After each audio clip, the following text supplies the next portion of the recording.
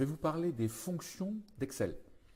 Alors les fonctions d'Excel, ce sont des méthodes de calcul, de fonctions mathématiques que propose Excel, qui peut aller de la chose la plus simple, de faire une somme entre différentes cellules, jusqu'à des calculs mathématiques, statistiques ou financiers assez compliqués. Alors comment ça marche? Pour accéder à une fonction, imaginons que je veuille ici, j'ai un tableau de chiffres assez simple, encore une fois, avec un répertoire d'achats, la nature de ces achats et des montants effectués. Imaginons que je veuille ici pouvoir mettre une fonction, une valeur qui représente la moyenne de mes achats. Et donc pour ça, je vais aller utiliser une des fonctions que me propose Excel. Alors comment on accède à ces fonctions? De différentes manières. On peut le faire directement en tapant ici sur cette icône fx, donc qui insère une fonction. Ce que je vais faire ici. Donc j'ai cette fenêtre ici qui va me permettre de choisir la fonction que je veux pouvoir insérer.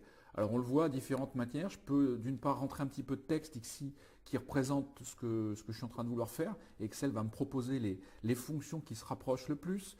J'ai ici la possibilité d'accéder à différentes catégories de fonctions.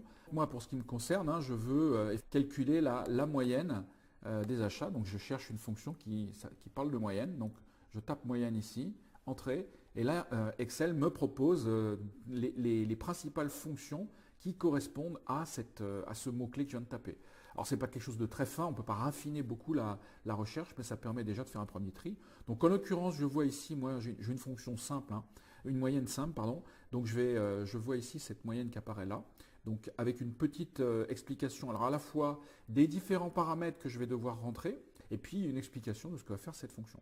En l'occurrence, c'est bien celle-ci que je veux. Je tape là-dessus et là, je rentre dans une fenêtre qui va me guider dans cette saisie en me proposant justement les différents paramètres. Alors la fonction moyenne, on le voit, elle calcule la moyenne à partir des arguments que je vais lui fournir. Les arguments, ils sont ici, c'est les différents nombres. Alors, ce n'est pas seulement des nombres, on voit que là, ici, nombre 1 est en fait une suite, une plage de nombres, puisqu'on voit qu'il a pris de D18 à D8, toute cette zone, en fait, Excel a vu qu'ici c'était des chiffres, donc il a déjà intégré. Je peux le changer, bien sûr, si je veux en rajouter d'autres, il n'y a pas de problème.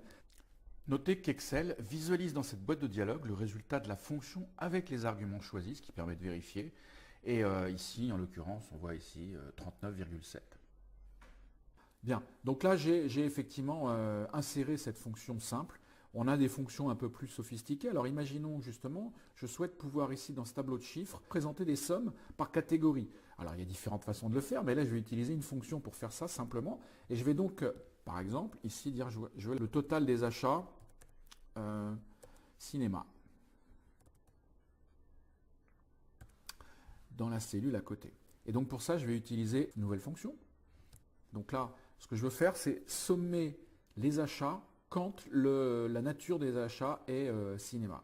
Donc c'est une somme conditionnelle, donc c'est une somme, et puis qui peut donc, alors somme, je peux tester là-dessus, en tapant juste somme. On voit donc déjà un certain nombre donc il y a un certain nombre de fonctions qui sont présentées. Et la première, qui permet d'additionner les cellules selon un certain critère, c'est exactement ce que je veux faire ici.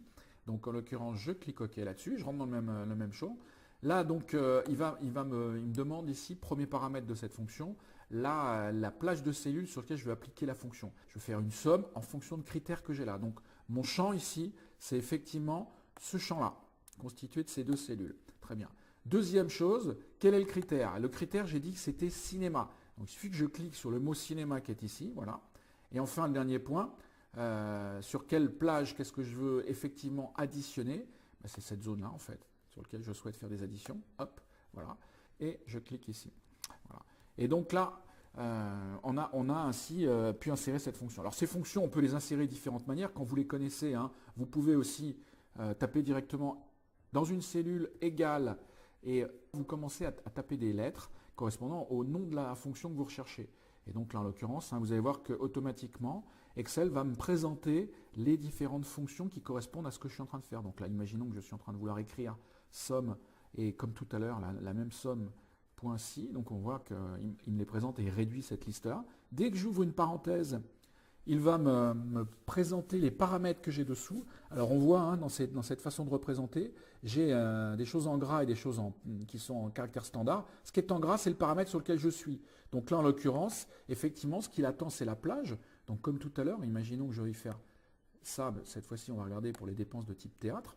Très bien. Pour passer au paramètre suivant, il faut que je fasse point virgule.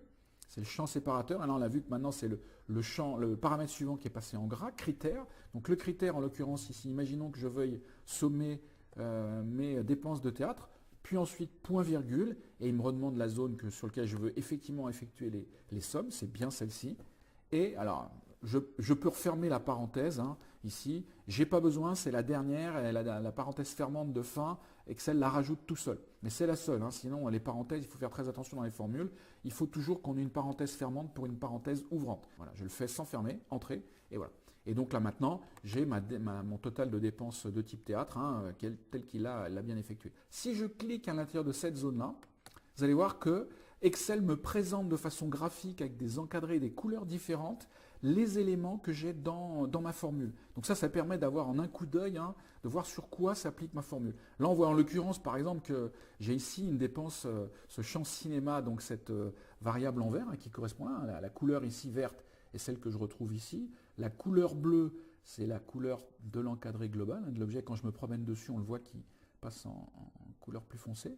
Voilà. Donc je peux repérer où est-ce que ça se situe. Imaginons que là, j'ai envie de changer, c'est pas sur cinéma, mais c'est sur sport. Il suffit que je prenne cette cellule-là et que je la décale à sport. Et là, en fait, qu'est-ce qui va se passer? Il va me sommer l'ensemble des cellules, des dépenses de type sport. On le voit ici. Donc vous voyez la possibilité graphique qu'offre Excel de la même façon.